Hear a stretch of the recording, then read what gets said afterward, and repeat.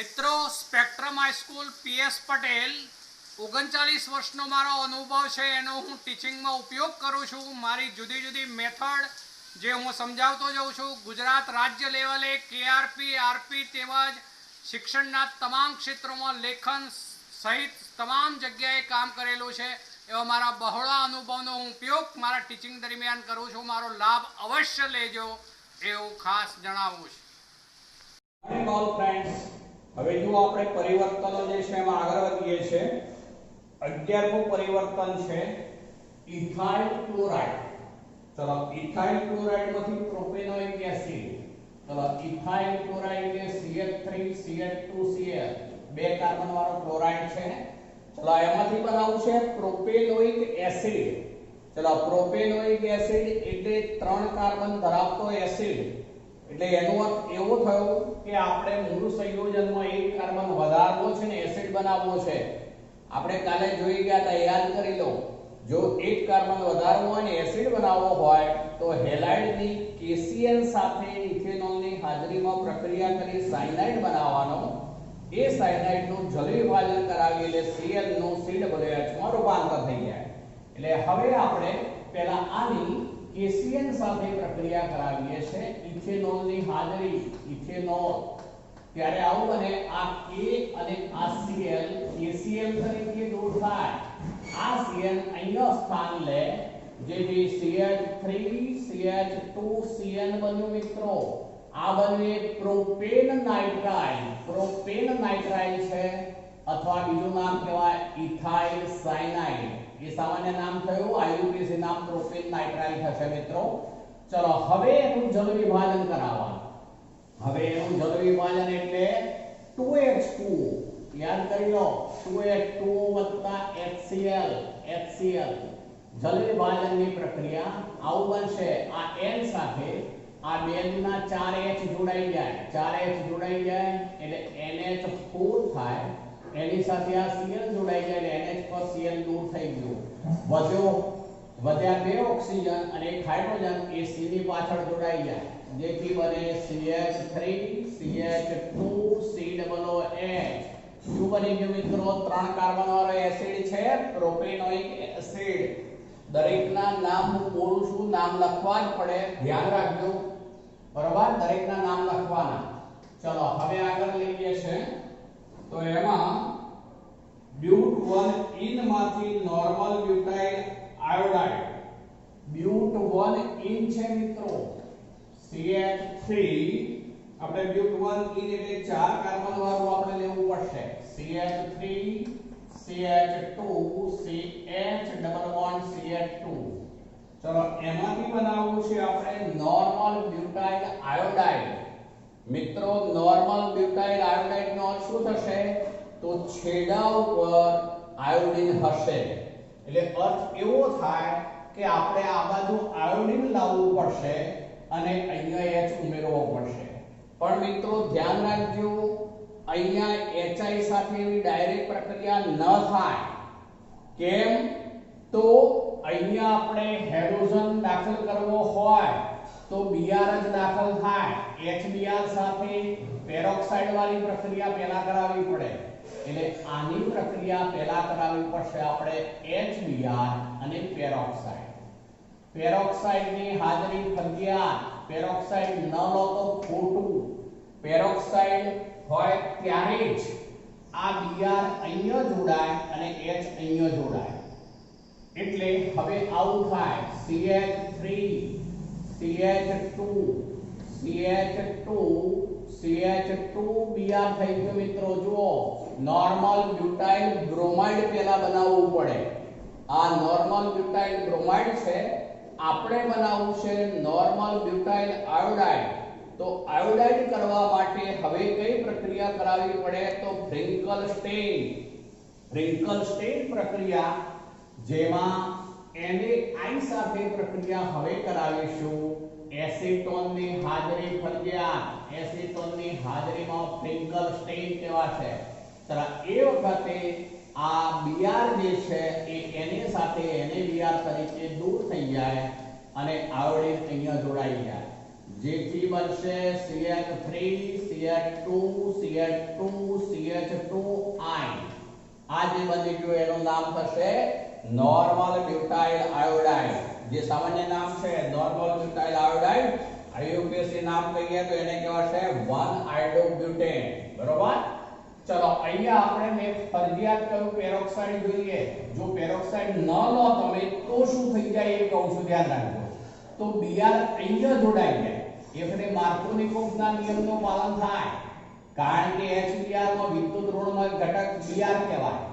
માટે માર્કોનિકોવનો નિયમ એ વખતે લાગુ પડે ત્યારે Br અહીંયા જોડાય અને H અહીંયા જોડાય એટલે કે 2 નંબર ઉપર Br આવે તો એ વખતે ટ્રિંકલ સ્ટેઇન કરવાથી 2-આયોડોબ્યુટેન બની જાય. 2-આયોડોબ્યુટેન આપણે તો શું બનાવવું છે? Normal butyl iodide. માટે પેરોક્સાઇડ ફરજિયાત જોઈશે, આ ધ્યાન રાખજો ખાસ. ચલો બીજું લઈએ છે, એમાં છે 2-ક્લોરોપ્રોપેન માંથી 1-પ્રોપેનોલ. ચલો 2-ક્લોરોપ્રોપેન, પ્રોપેન છે એટલે 3 કાર્બન, 2 ક્લોરાઇડ 2 નંબર પર Cl લીધો આપણે. આ મિત્રો 2-ક્લોરોપ્રોપેન કહેવાશે. ચલો એમાંથી આપણે બનાવવું છે 1-પ્રોપેનોલ. 1-પ્રોપેનોલ શબ્દ વાપર્યો છે એટલે આપણે 1 નંબર ઉપર OH લાવવો છે. અહીંયા આ 1 નંબર ગણીએ તો અહીંયા OH લાવવો છે મિત્રો.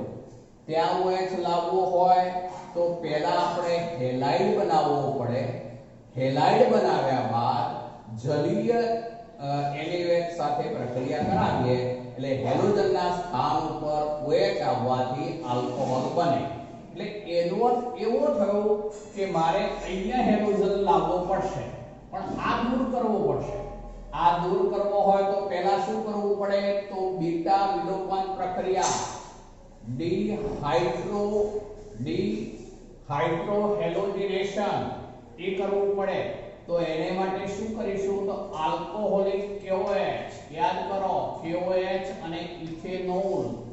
આલ્કોહોલિક KOH બીટા વિલોપન થાય, અહીંથી આલ્ફા કાર્બન ઉપરથી હેલોજન દૂર કરીએ, બીટા કાર્બન ઉપરથી H દૂર કરી દઈશું, જેથી આ K અને Cl તરીકે દૂર થયા કહેવાય અને આ બીટા કાર્બન ઉપરથી H OH સાથે જોડાઈ H2 તરીકે દૂર થાય, જેને કારણે CH3 CH double bond CH2 alpha અને બીટા વચ્ચે દ્વિબંધ રચાયો. પણ હવે આપણે અહીંયા OH દાખલ કરવો છે, ધ્યાન રાખજો, અને અહીંયા H દાખલ કરવો છે. તો એમાં પણ માર્કોનિકોવ નિયમ મુજબ જો આપણે દાખલ કરવા જઈએ તો OH અહીંયા દાખલ થાય, કારણ કે OH ઋણ કહેવાય, અહીંયા ના આવે.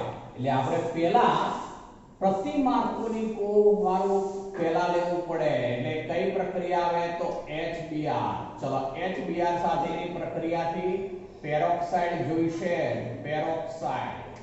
પેરોક્સાઇડની હાજરીમાં CH3 CH2 અહીંયા H ઉમેર્યો, અહીંયા CH2 સાથે Br જોડીશું, CH2 સાથે આ Br જોડ્યો મિત્રો.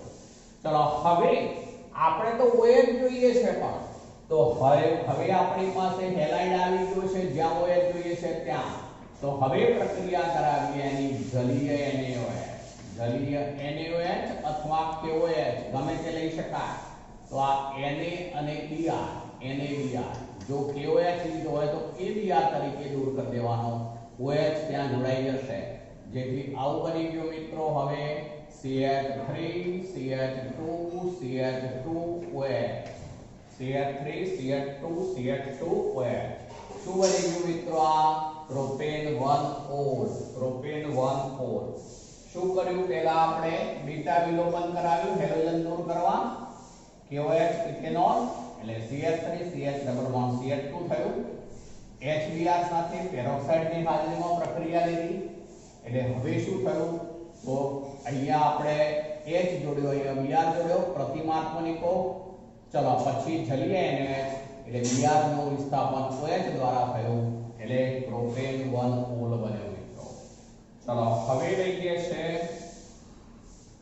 જે છે એમાં આઇસોપ્રોપાઇલ આલ્કોહોલ માંથી આયોડો ફોર્મ. આઇસોપ્રોપાઇલ આલ્કોહોલ એમાંથી આયોડો ફોર્મ છે મિત્રો. ચલો આઇસોપ્રોપાઇલ આલ્કોહોલ એટલે પ્રોપેન 2-OL. બીજી રીતે કહું તો પ્રોપેન 2 ઇન આઇસોપ્રોપાઇલ આલ્કોહોલ. ચલો એમાંથી બનાવવું છે આપણે આયોડોફોર્મ. આયોડોફોર્મ બનાવવા માટે આપણે આઇસોપ્રોપાઇલ આલ્કોહોલ સીધો લઈ શકીએ અથવા તો એસિટોનમાંથી એ બનાવવામાં આવે. તો આપણે આમાંથી પહેલા એસિટોન બનાવી દેવું પડે. આપણે આગળ ઉપર શીખીશું પછીના ચેપ્ટરમાં જો કે આ પ્રક્રિયા આવશે આમ તો એની CU ની હાજરીમાં પ્રક્રિયા કરાવીએ. 573 કેલ્વિનની આસપાસનું તાપમાન રાખીશું આપણે અને CU ની હાજરીમાં એમાં પ્રક્રિયા કરાવવી પડે. 573 કેલ્વિનની આસપાસનું તાપમાન. ત્યારે એમાંથી કીટોન બની જાય પહેલા તો CH3 C double bond O CH3. અહીંથી H ગયો, અહીંથી પણ H ગયો, બંને જગ્યાએથી H જાય, H એટલે આ જે છે ડબલ બોન્ડ O માં ફેરવાય એટલે એસિટોન બની ગયો, પ્રોપેનોન બની ગયો. ચલો ત્યારબાદ જે છે આપણે એની પ્રક્રિયા કરાવીએ છે એમાં +4I2 આયોડિન છે અને +3NaOH. ચલો 4I2 3NaOH એની સાથે આપણે એને ગરમ કરવું પડશે ત્યારે આયોડોફોર્મ એક તો બની જશે. પહેલા આયોડોફોર્મ બનાવી દઉં છું. આયોડોફોર્મ નું સૂત્ર થાય CHI3. એક તો આયોડોફોર્મ બનશે, બીજું બનશે એ દરમિયાન જે છે સોડિયમ એસિટેટ, બીજું બનશે NaI પણ બનશે, સોડિયમ એસિટેટ પણ બનશે. ચલો તો એમાં આપણે જ્યારે આપણે 3I2 આ લઈશું, સોરી 3I2 જ્યારે આ 4NaOH લેવા પડશે, 4NaOH એટલે હવે આવું બનશે એક તો CH3COONA સોડિયમ એસિટેટ બન્યું. ચલો પછી બીજું આવું બનશે આયોડિન 3 ગુના 6 એટલે 3 આમાં ગયા, 3 વધ્યા +3NaI. ચલો આયોડિન 3 આમાં ગયા 6 આયોડિન થઈ ગયા બેલેન્સ. સોડિયમ 4 સોડિયમ 3 ને 4. ચલો હવે હાઇડ્રોજન ઓક્સિજન ઉપર જઈએ છે.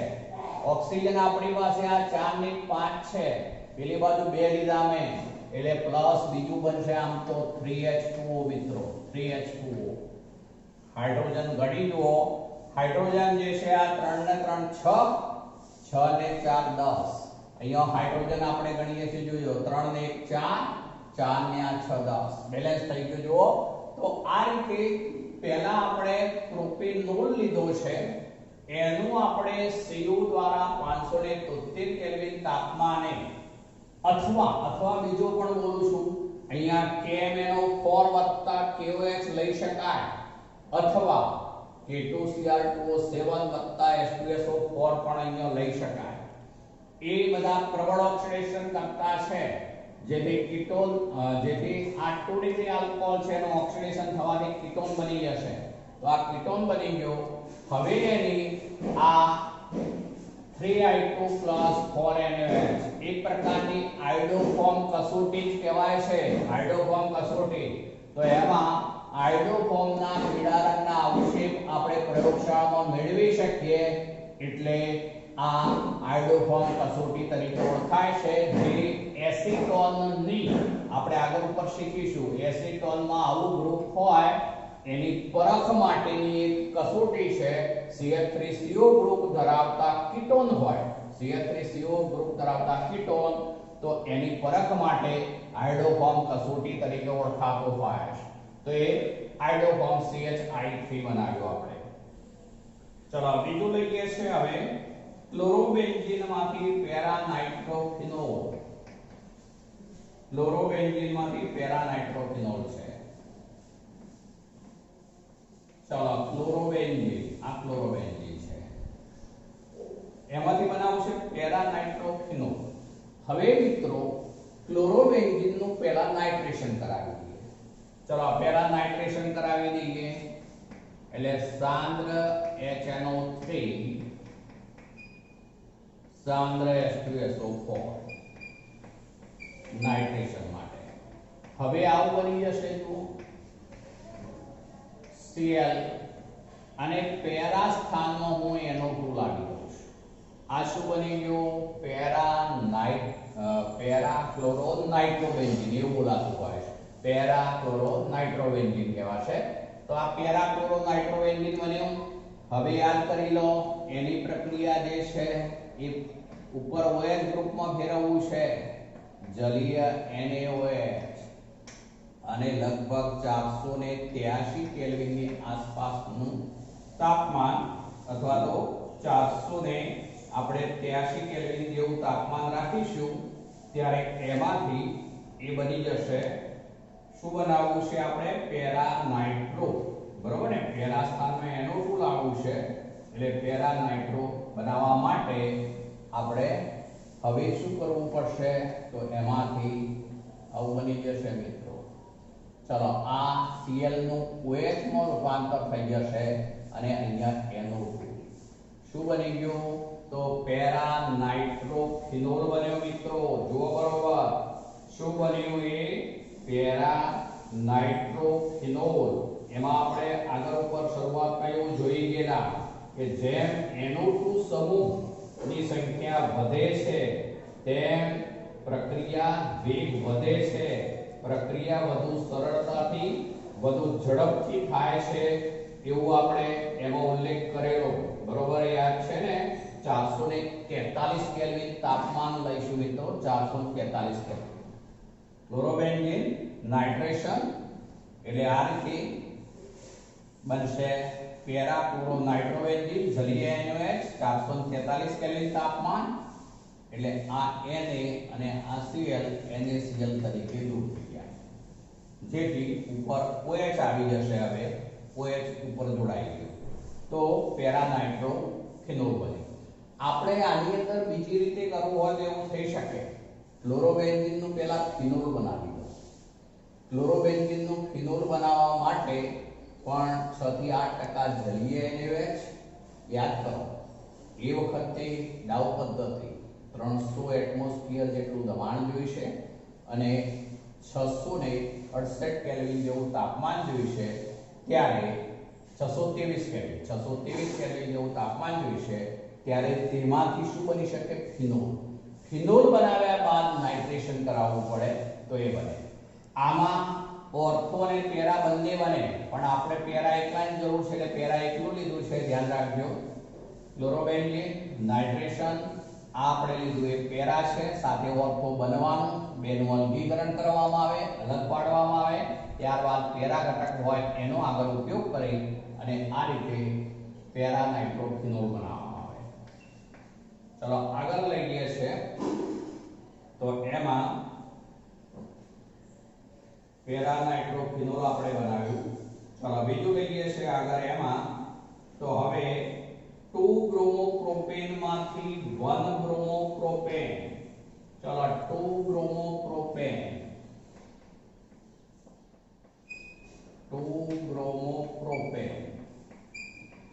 એમાંથી બનાવવું છે 1 બ્રોમોપ્રોપેન. આ 1 બ્રોમોપ્રોપેન કહેવાશે મિત્રો. ચલો હવે આમાંથી એ બનાવવું છે તો આપણે બીઆર અહીંથી ખસેડવો પડે. પહેલા તો બીઆર દૂર કરવો હોય તો બીટા વિલોપન કરાવવું જ પડે. ચલો બીટા વિલોપન માટે શું લેવાનું? ફરીથી બોલું છું, આલ્કોહોલિક KOH એટલે KOH અને ઇથેનોલ. એ બીટા વિલોપન થાય, આલ્ફા કાર્બન ઉપરનો હેલોજન દૂર થાય, તેના પાડોશી બીટા કાર્બન ઉપરથી H દૂર થઈ જાય. આ K અને Br KBr તરીકે દૂર થઈ ગયો. અહીંથી H અને OH H2O તરીકે દૂર થઈ ગયો, જેથી હવે આવું બની ગયું CH3 CH double bond CH2. જો મિત્રો શું બની ગયું? પ્રોપીન. હવે આમાંથી પેલું બનાવવું છે. વિચારો ડિફરન્સ શું છે? તો અહીંયા આપણે Br દાખલ કરવાનું છે, અહીંયા H દાખલ કરવાનું છે. એટલે HBr સાથે પ્રક્રિયા તો જોઈશે, પણ કઈ પ્રક્રિયા જોઈશે? પ્રતિમાર્કોનિકો. એટલે અહીંયા HBr પણ પેરોક્સાઇડની હાજરી, પેરોક્સાઇડ. ચલો પેરોક્સાઇડની હાજરી હોય એટલે જે કાર્બન ઉપર વધુ હાઇડ્રોજન હોય એમાં Br જોડાઈ જાય. પ્રતિમાર્કોનિકો છે અને અહીંયા H જોડાય એટલે જે બની ગયું એ શું બની ગયું? 1 બ્રોમોપ્રોપેન. આ 2 બ્રોમોપ્રોપેન હતું પેલો 1 બ્રોમોપ્રોપેન. ચલો આગળ લઈએ ક્લોરોઇથેન માંથી બ્યુટેન, ક્લોરોઇથેન એમાંથી બ્યુટેન. ચલો ક્લોરોઇથેન એટલે CH3 CH2 Cl ક્લોરોઇથેન. ચલો એમાંથી બ્યુટેન બનાવવું છે મિત્રો, એટલે બમણા કાર્બન વાળો આલ્કેન બનાવવો છે, હાઇડ્રોકાર્બન. ચલો બમણા કાર્બન વાળો આલ્કેન બનાવવો હોય તો વોટ્સ પ્રક્રિયા ટ્વાઇસ NH શુષ્ક ઇથરની હાજરી, શુષ્ક ઇથર, ત્યારે એમાંથી શું થઈ જવાનું? ટ્વાઇસ NaCl દૂર થઈ જવાનું, ટ્વાઇસ NaCl વોટ્સ પ્રક્રિયા થઈ. ચલો અને બંને જોડાઈ જાય વિભાગ, CH3 CH2 પછી CH2 પછી CH3. શું બની ગયું મિત્રો? તો બ્યુટેન અથવા નોર્મલ બ્યુટેન. તો ક્લોરોઇથેન માંથી બ્યુટેન. ચલો પછી છે બેન્ઝીન માંથી ડાયફિનાઇલ, બેન્ઝીન માંથી ડાયફિનાઇલ. ચલો બેન્ઝીન છે એમાંથી ડાયફિનાઇલ કે છે. ડાયફિનાઇલ એટલે બે બેન્ઝીન રિંગ જોડવી પડે. ચલો બે બેન્ઝીન રિંગ જોડવી હોય તો બમણા કાર્બન ધરાવતો હાઇડ્રોકાર્બન બનાવવાનો થયો મિત્રો. બમણા કાર્બન ધરાવતો હાઇડ્રોકાર્બન આ એરોમેટિક હાઇડ્રોકાર્બન છે, માટે યાદ કરી લો કઈ પ્રક્રિયા થાય? તો ફિટિંગ પ્રક્રિયા. ફિટિંગ પ્રક્રિયા. ચલો ફિટિંગ પ્રક્રિયામાં ક્લોરોબેન્ઝીન બનાવવું પડે પહેલા. તો આનું પહેલા આપણે ક્લોરોબેન્ઝીનમાં રૂપાંતર કરી દઈએ. ચલો Cl2 છે, નિર્જર FeCl3 લઈએ છે, નિર્જર FeCl3 Cl2 અને ગરમ કરીએ છે તો એમાંથી બની જવાનું ક્લોરોબેન્ઝીન. ચલો આ બની ગયું ક્લોરોબેન્ઝીન. હવે ક્લોરોબેન્ઝીનના બે અણુ લેવાના, એની સોડિયમ સાથે પ્રક્રિયા થાય શુષ્ક ઇથરની હાજરીમાં, ટ્વાઇસ Na શુષ્ક ઇથર. હવે તમને એમ થાય સાહેબ અહીંયા તો એક જ છે ને, તો આપણે આ બે અણુ પેલથી લઈ લેવાના, તો આ ડબલ થઈ જાય, આ ડબલ થઈ જાય. ચલો હવે ટ્વાઇસ Na શુષ્ક ઇથર, એટલે હવે આવું બની જવાનું જે આ Cl ઉપર લખ્યો છે મેં હું સાઈડમાં પહેલા લખી દઉં તમને જલ્દી ખ્યાલ આવશે. આ Cl. ચલો હવે બે બેન્ઝીન રિંગ છે આ રીતે જોડી દેવાની. આ એક બેન્ઝીન રિંગ. ચલો બીજી બેન્ઝીન રિંગ જે છે પહેલા બનાવી દઉં છું. જુઓ આ જે છે બીજી બેન્ઝીન રિંગ. બે બેન્ઝીન રિંગને આપણે જે છે એ અહીંથી જોડી દેવાનું, અહીંથી જોડી દેવાનું. આ બંનેના ઓર્થો સ્થાન ત્યાંથી જોડાઈ જાય. એટલે હવે બની ગયું એ શું બની ગયું? તો ડાયફિનાઇલ. ડાયફિનાઇલ બની ગયું મિત્રો. એટલે પહેલા બેન્ઝીનમાંથી ક્લોરોબેન્ઝીન બનાવીશું. ક્લોરોબેન્ઝીનની આ કઈ પ્રક્રિયા છે? પણ ફિટિંગ પ્રક્રિયા. યાદ રાખજો આ ફિટિંગ પ્રક્રિયા છે. ઉપરવાળી કઈ હતી? વોટ્સ પ્રક્રિયા. એટલે અર્થ એવો થાય કે બમણા કાર્બન ધરાવતો આલ્કેન બનાવવો હોય તો વોટ્સ પ્રક્રિયા હોય, બમણા કાર્બન ધરાવતો એરાઇલ હાઇડ્રોકાર્બન બનાવવો હોય તો એટલે ફિટિંગ પ્રક્રિયા હોય. પણ હવે માનો કે એક આપણે ક્લોરોબેન્ઝીન લઈએ છે અને બીજું માનો કે આલ્કાઇલ હેલાઇડ લઈએ છે, CH3Cl માનો કે, તો એ બે વચ્ચે પ્રક્રિયા કરાવીએ ટ્વાઇસ Na શુષ્ક ઇથર, તો એ વખતે શું થાય મિત્રો? વોટ્સ ફિટિંગ પ્રક્રિયા કહેવાય. એ વખતે બને ટોલરેટ. ચલો પછી છે તૃતીયક બ્યુટાઇલ બ્રોમાઇડ માંથી આઇસો બ્યુટાઇલ બ્રોમાઇડ. ચલો તૃતીયક બ્યુટાઇલ બ્રોમાઇડ છે એમાંથી આઇસો બ્યુટાઇલ બ્રોમાઇડ બનાવવું છે. ચલો હું અહીંયા લઉં છું તૃતીયક બ્યુટાઇલ બ્રોમાઇડ.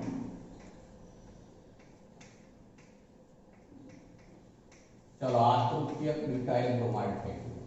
એમાંથી બનાવવું છે આપણે આઇસો બ્યુટાઇલ બ્રોમાઇડ.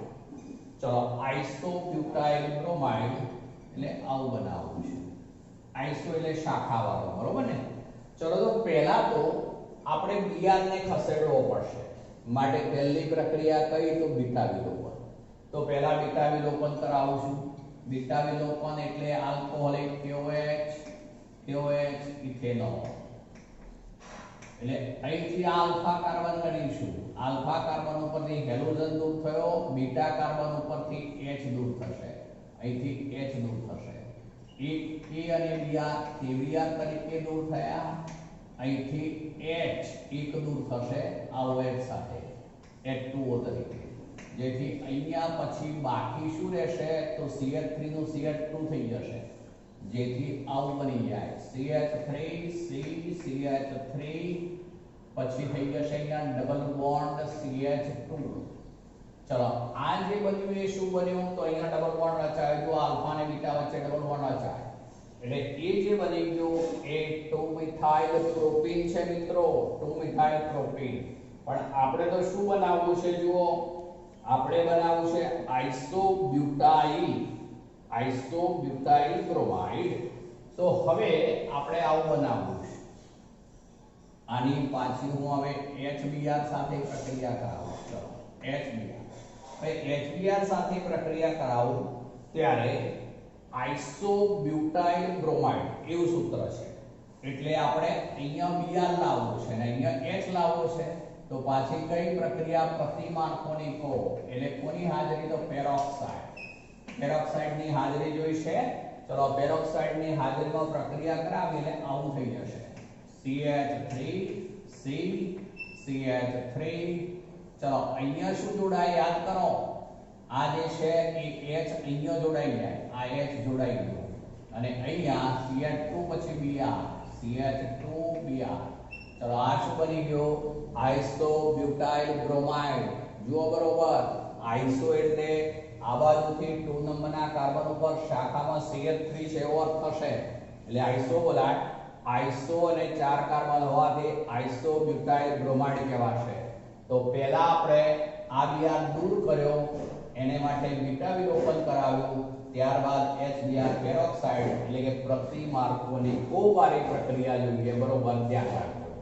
જો તમે અહીંયા પેરોક્સાઇડ ન લખો તો ફરીથી પાછો Br અહીંયા જોડાઈ જાય ને H અહીંયા જોડાઈ જાય તો પાછું આ જ બની જાય. ધ્યાન રાખજો એ પેરોક્સાઇડ ફરીથી ત્યાં. અને હવે બીજું એક પરિવર્તન છે, ચલો 20મું પરિવર્તન, એનિલીન માંથી ફિનાઇલ આઇસોસાયનાઇડ. ચલો એનિલીન એટલે બેન્ઝીન રિંગ ઉપર NH2. ચલો ફિનાઇલ આઇસોસાયનાઇડ. આમ તો આ પ્રક્રિયા આગળ એક ચેપ્ટરમાં આવે છે, અહીંયા આપણે થોડીક ચર્ચા આગળ જોઈ ગયા હતા. આઇસોસાયનાઇડ સંયોજનોમાં N તરફથી બંધ બને, CH સમૂહ જોડાય પણ એ નાઇટ્રોજન તરફથી જોડાય ત્યારે આઇસોસાયનાઇડ જોડાય. તો આમાં એક કાર્બાઇલ એમાઇન કસોટી તરીકે ઓળખાય છે, જેમાં ક્લોરોફોર્મ અને KOH હોય છે મિત્રો. ક્લોરોફોર્મ અને KOH એની હાજરીમાં આપણે ગરમ કરીએ ક્લોરોફોર્મ અને KOH ત્યારે આવું બની જશે. ઉપર જે N છે એની સાથે આ C ટ્રિપલ બોન્ડ દ્વારા જોડાયેલ છે, જેને કારણે આવું બનવાનું. આ જે છે ઉપર N triple bond C plus minus આવું કહેવાય મિત્રો. આને કહેવાશે ફિનાઇલ આઇસોસાયનાઇડ. તો ફિનાઇલ આઇસોસાયનાઇડ બનશે, બીજું બનશે 3KCl. આ 3K અને 3Cl જોડાય 3KCl બનાવશે અને 3 ઓક્સિજન વધ્યા છે એ 3H2O તરીકે દૂર થશે હાઇડ્રોજન સહિત 3H2O તરીકે. તો આ રીતે મિત્રો અહીંયા જે છે જુઓ હાઇડ્રોજન ગણીએ તો આ 3 3 ને 4 4 ને 2 6 એટલે 6 હાઇડ્રોજન, આ 3 ગુણા 6 થઈ ગયા. તો એ રીતે એનિલીન માંથી બન્યું આ ફિનાઇલ આઇસોસાયનાઇડ. આગળ ઉપર આ પ્રક્રિયા આપણે આવશે એનિલીનના ચેપ્ટરમાં, જે કાર્બાઇલ એમાઇન કસોટી તરીકે પણ પ્રયોગશાળામાં ઉપયોગી છે. કાર્બાઇલ એમાઇન અથવા કેટલાક એને કાર્બાઇલ ને બદલે કાર્બિલ કહે છે. કાર્બિલ એમાઇન અથવા કાર્બાઇલ એમાઇન જે દુર્ગંધ મારતો ઝેરી આઇસોસાયનાઇડ પદાર્થ બનતો હોય, જે પ્રાથમિક એમાઇન માટેની એક કસોટી છે, જે કાર્બાઇલ એમાઇન ક્લોરોફોર્મ અને KOH ઉમેરી એમાં ગરમ કરવામાં આવે છે. મેં તમને શરૂઆતથી કહ્યું હતું કે પરિવર્તનો એવા હોય છે કે જેમાં એકબીજા ચેપ્ટર સાથે સંલગ્ન હોય છે, એટલે અમુકમાં તમને જે છે થોડુંક નવું લાગશે, જેમ કે આ પ્રક્રિયા જે છે આગળના ચેપ્ટરમાં આમ તો આવશે, પણ આ ચેપ્ટરમાં પેલું આઇસોસાયનાઇડ તરીકે જે દ્વિદંતીય ઉભયદંતીય કેન્દ્રાનુરાગી પ્રક્રિયકની જે માહિતી હતી એના ઉપરથી આ માહિતીવાળું પરિવર્તન અહીંયા મૂકેલું છે, ધ્યાન રાખીશું. ચલો પરિવર્તનો બધા પૂરા કર્યા આપણે. હવે 10.20 નો એક પ્રશ્ન છે. આલ્કાઇલ ક્લોરાઇડ જલીય KOH સાથેની પ્રક્રિયાથી આલ્કોહોલ બનાવે છે, પરંતુ આલ્કોહોલિક KOH સાથેની પ્રક્રિયાથી મુખ્ય નિપજ તરીકે આલ્કીન આપે છે, સમજાવો.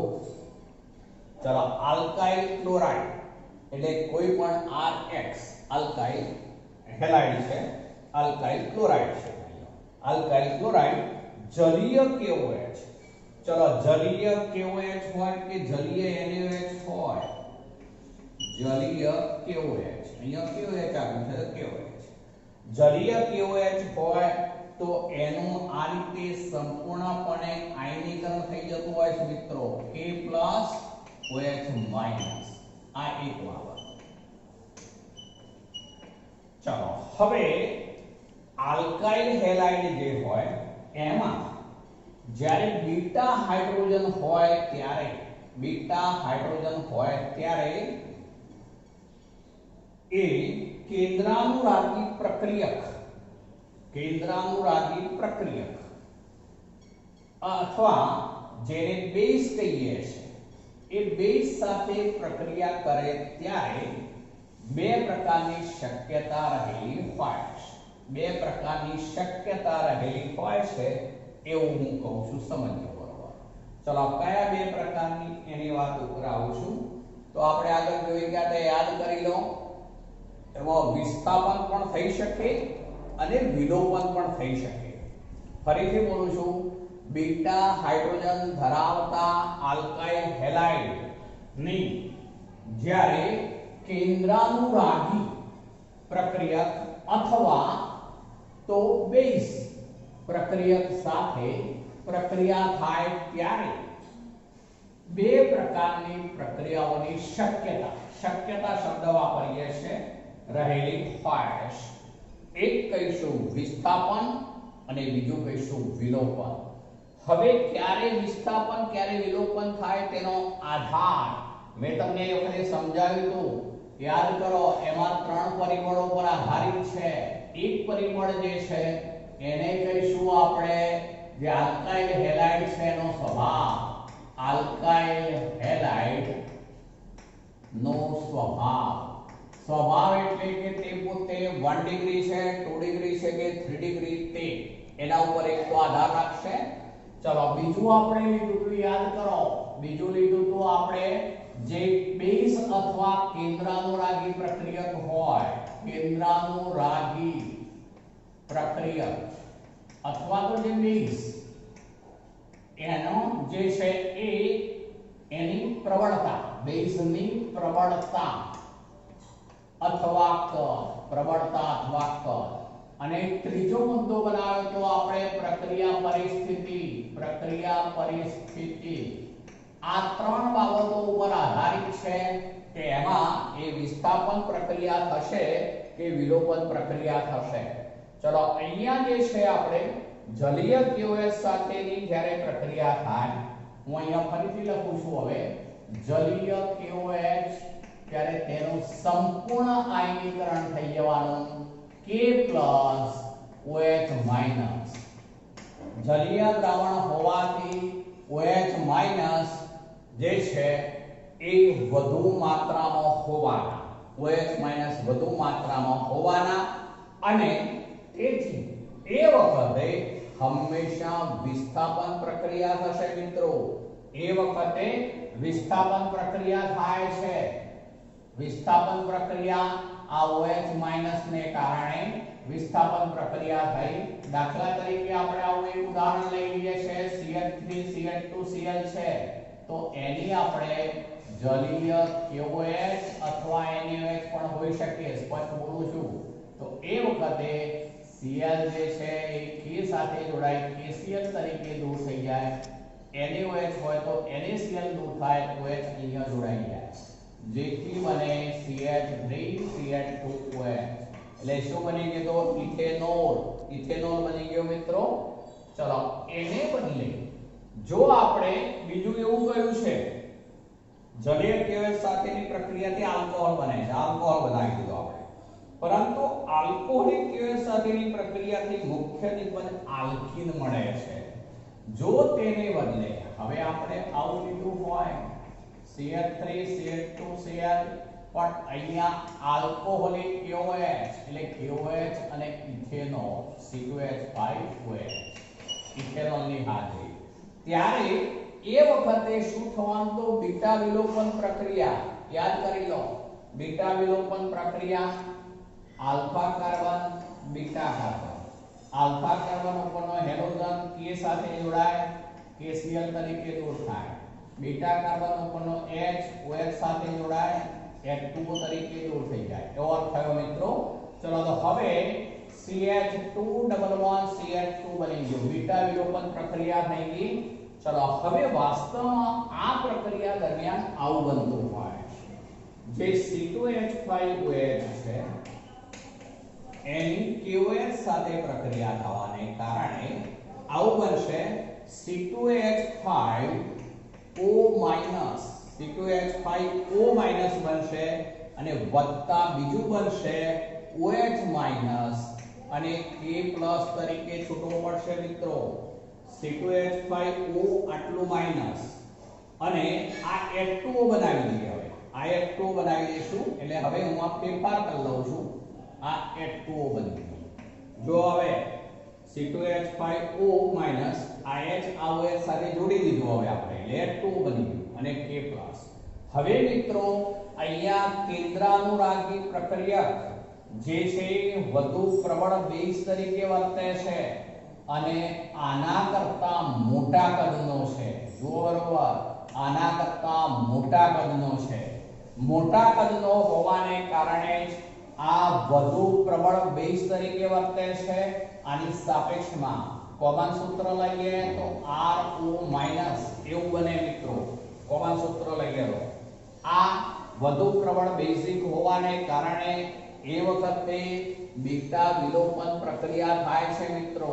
એ બધી વિસ્થાપન નહીં થાય પણ વિલોપન થશે અને માટે આ બીટા વિલોપન પ્રક્રિયા થવાની. તો આમ બેમાં ડિફરન્સ એ થયો. ફરીથી એક વખત બોલું છું, જ્યારે જલીય KOH હોય ત્યારે K + aqueous OH - aqueous જલીય દ્રાવણ હોવાથી OH ની સંખ્યા ઘણી બધી હોવાની, જે પોતે કેન્દ્રાનુરાગી પ્રક્રિયક તરીકે વર્તશે, જેને કારણે તે આ હેલોજનનું જે છે એ વિસ્થાપન કરી દેશે OH, જેથી હવે વિસ્થાપન પ્રક્રિયા આપશે. પણ જો તેને બદલે આપણે આલ્કોહોલિક KOH લીધો હોય તો એ વખતે આવી પ્રક્રિયા થાય. C2H5O- કોમન બોલ તો RO- બને, જે કદમાં મોટો છે, વધુ પ્રબળ બેઝ છે પેલાની સાપેક્ષમાં અને તેને કારણે આ વખતે વિલોપન પ્રક્રિયાને પસંદ કરશે અને માટે આ વિલોપન પ્રક્રિયા થવાની. તો મિત્રો આ બેનો આ તફાવત થયો. પેલું જે છે એમાં આપણે વાસ્તવમાં બે વિકલ્પ લીધા, એકમાં વિસ્થાપન, બીજું વિલોપન. કઈ પ્રક્રિયા થશે એનો આધાર આ ત્રણ પરિબળો પર રહેલો છે. એક આલ્કાઇલ હેલાઇડનો સ્વભાવ, બીજું છે કેન્દ્રાનુરાગી પ્રક્રિયક અથવા બેઝની પ્રબળતા અથવા કદ. તો જો આ પરિબળ અહીંયા લાગુ પાડ્યું આપણે, આ પરિબળ જો આની પ્રબળતા ઓછી હોય છે, થોડી ઓછી હોય છે અને કદ નાનું છે, માટે એ વખતે આ રીતે વિસ્થાપન પ્રક્રિયા થઈ આલ્કોહોલ બને. જ્યારે આનું કદ મોટું છે અને પ્રબળતા જે છે આ બેઝ તરીકે વધુ પ્રબળ છે, આ બેઝ તરીકે વધુ પ્રબળ હોવાથી એ વખતે આવી બીટા વિલોપન પ્રક્રિયા થશે. CH2 જે છે એ ઇથિન બનશે. તો આ રીતે બેમાં તફાવત શું છે યાદ રાખીશું મિત્રો. આજે આપણે આટલે સુધી રાખીએ છીએ.